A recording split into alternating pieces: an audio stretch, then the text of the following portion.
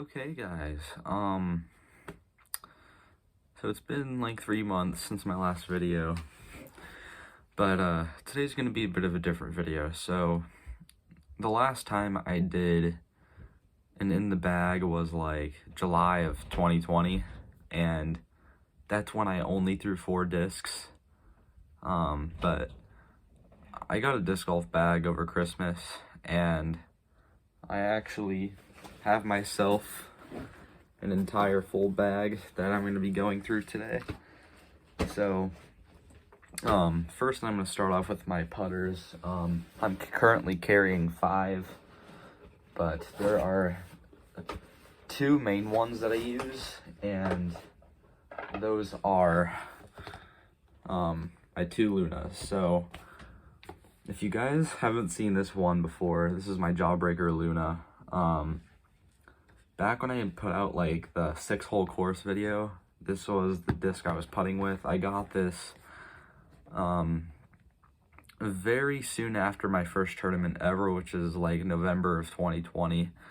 And this thing is getting pretty beat in. It's a little warped, but it still flies very nice. I don't really ever throw it like off the tee too much, but this is my main putter, and this is a backup one. This is a rubber blend Luna, which I got like a month ago.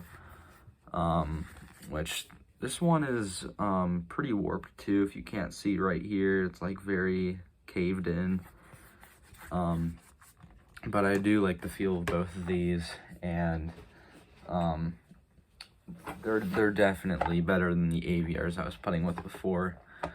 Now, I found this Jawbreaker Banger GT literally like 3 days ago. I found it on a course, no name, no number, and I really love this groove top right here where I put my thumb when I putt. I haven't really used it too much yet, but I do like the groove top feeling a lot, like I said. And my 2 other putters, I have this D-Line P2, which I found on another course, and I have my Pilot. I think this is I can't remember which manufacturer. Is it on the disc anywhere?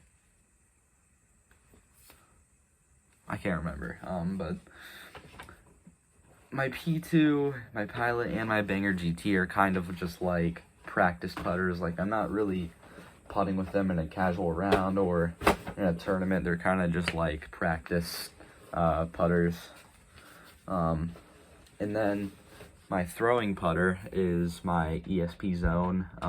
This is actually one I got for my birthday earlier last week. This thing, the last one that I had was just about to turn a year old, and then it kicked off a tree and it went into the water. But the one I had before, like, was still very stable, which I really like. This is something that I think this is like the most important disc I throw in the game, just because of my touchy forehand approaches, and really anything under 250 feet, I am going to this thing. So this is a very game-changing disc I use.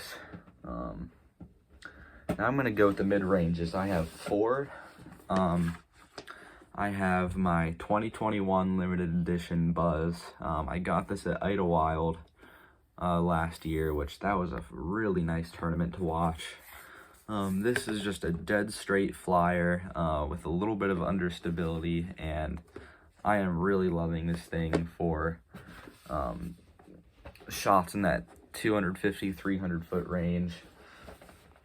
And then I have this Champion Rock 3, which I haven't really thrown much, but the times I have thrown it, it flies pretty much dead straight with a little bit of hyzer finish at the end. It's max weight 180.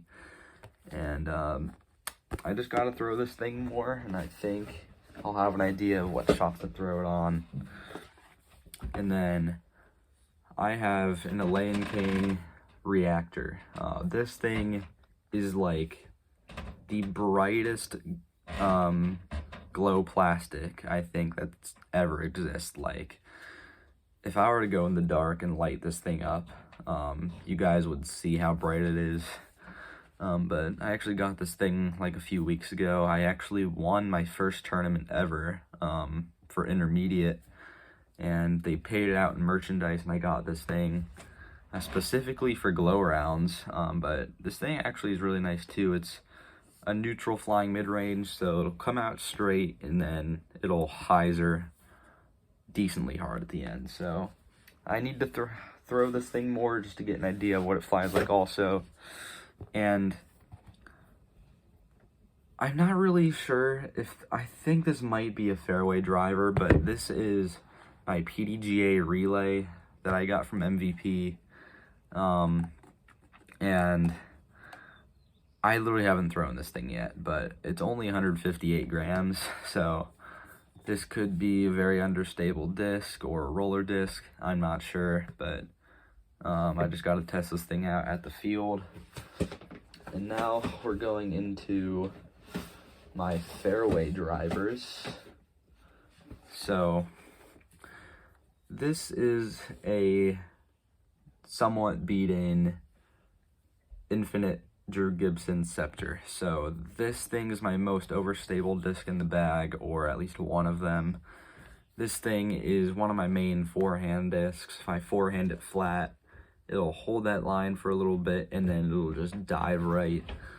This has been, like I said, one of my forehand discs. I've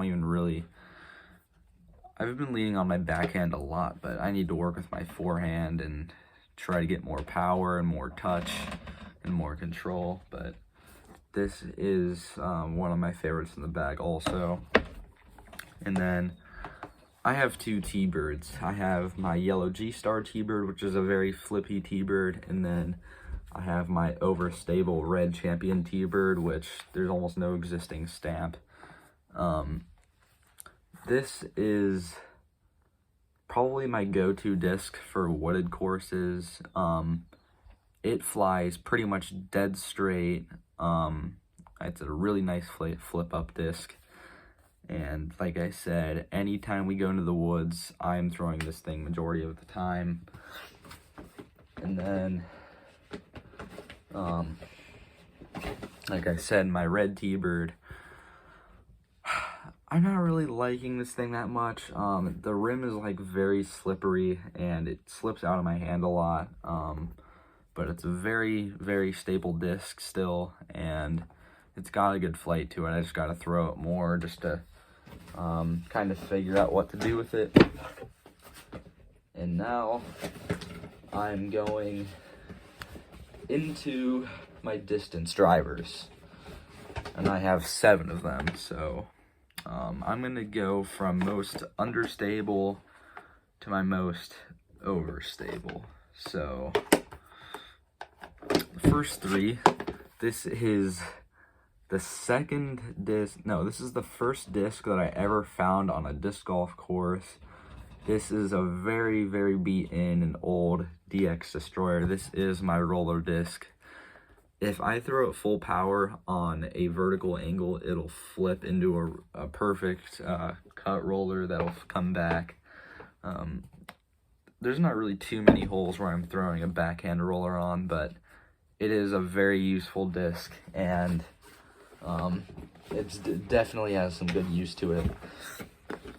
And I think this is my most overstable disc in the bag. It is, it says right here, an ESP Machete. So I got this thing when we were visiting in the Dayton area in December, and this is my most overstable disc in the bag. Haven't really thrown it all that much because of my Scepter, but I think if I test this thing more, it could be very useful, and it's like kind of like a backup for my Scepter. And my next disc is my ESP Scorch.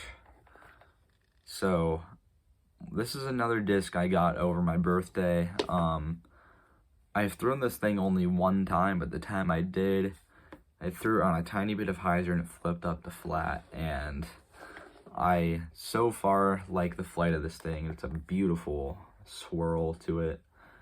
It's like a kind of a cotton candy color, but it's really cool. Very nice flights that I've known so far, and I can't wait to throw it more.